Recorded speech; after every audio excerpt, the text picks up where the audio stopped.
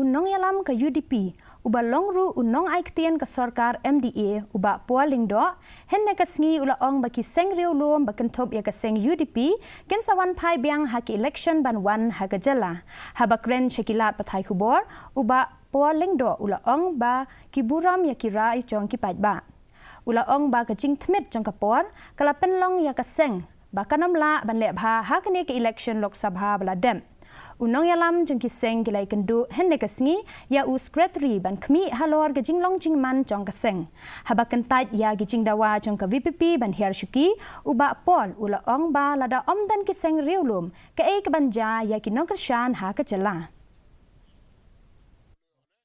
of the voters in this recently concluded elections.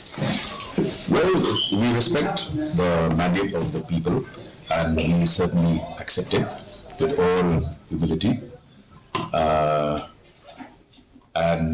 Yes, every election throws its own surprises. But the emergence of the VPP as a significant player in Meghalaya's politics is now a confirmed reality.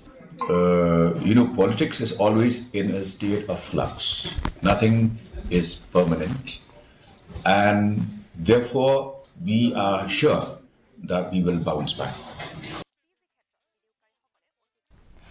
Chief Whip